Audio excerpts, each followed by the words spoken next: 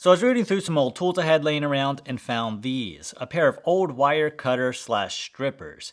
And I noticed something very interesting. Despite being old and looking like they had been used a lot, the cutting edge looked like it was in absolute perfect shape. And if you remember our last video where almost every pair of new wire cutter / strippers failed at some simple tests, I decided to put these old ones through the same test to see if the cutting edge fails or if they really did make them better back in the day. So first off, all rusty and right out of the drawer, I cut some 12 gauge copper wiring. And what do you know? No damage to the apex whatsoever after a few cuts. If you remember our last video, which I'll link below, a bunch of the brand new wire cutters failed at this simple test.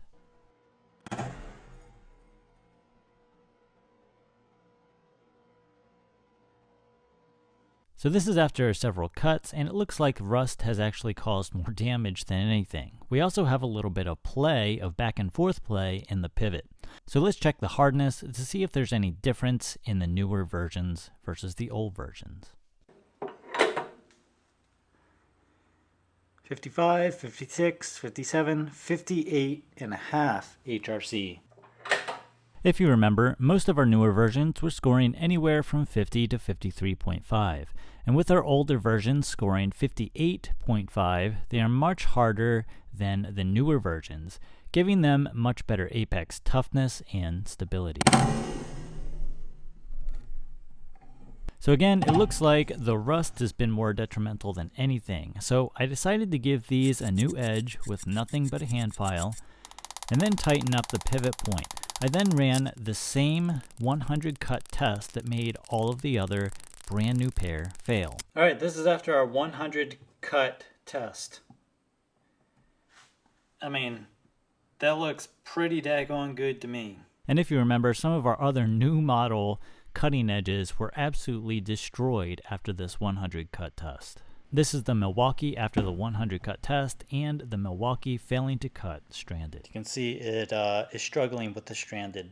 So here's our old pair after the 100 12 gauge cut test, and even though we still have some rust pitting on the back side, it cuts stranded like nothing. This is 2-finger operation. So I want to demonstrate this here real quick, that I'm not twisting them in odd ways when doing this to bias one pair over the other. With 2-finger operation on each, the old pair cuts stranded no problem, while the Milwaukees fail intermittently.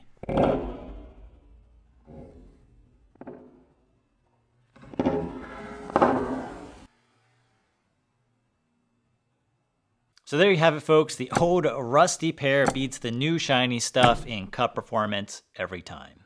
So now, real quick, I wanted to address some basic wire stripper / cutter operational issues some people had from the last video.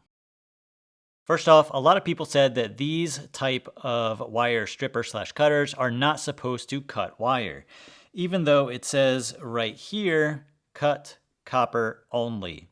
That would indicate that these were originally intended to cut wire. Now, another thing that a lot of people mention, that the holes right here and here, this one was to cut stranded and this one was to cut solid. You're supposed to put the wire through these holes. Well, let's see if that works. Nope, it doesn't work. Nope, it doesn't work. Now, what these holes are actually for, and forgive me if this is not perfect, I'm doing this while looking into a camera monitor, are to make little loops like this to hook on screw receptacles. And if you see on our old pair, we have the same little loop makers. Now, some of the other holes that were mentioned here are the holes up here, which are labeled 6/32 and 8/32.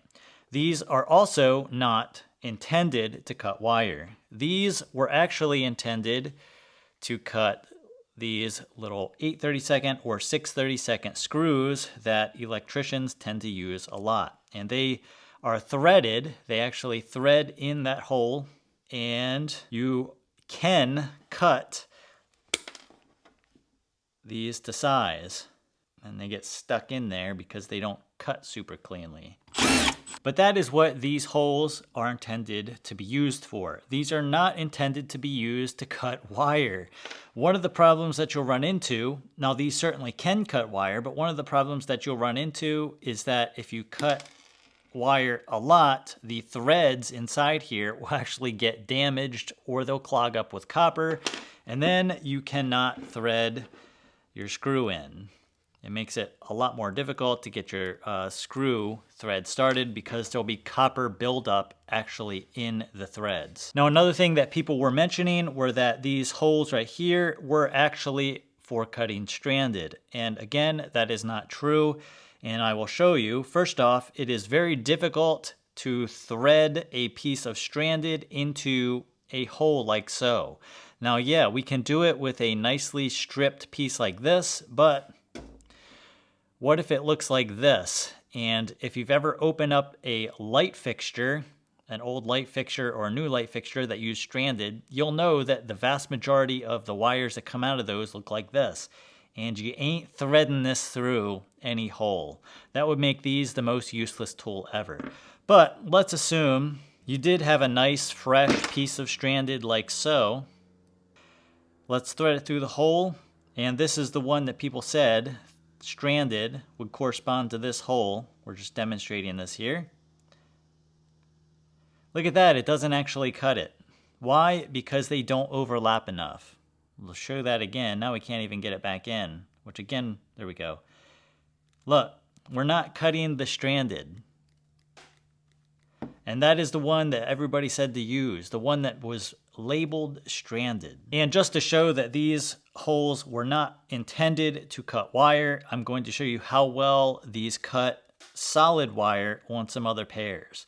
Oh yeah, it doesn't cut it at all.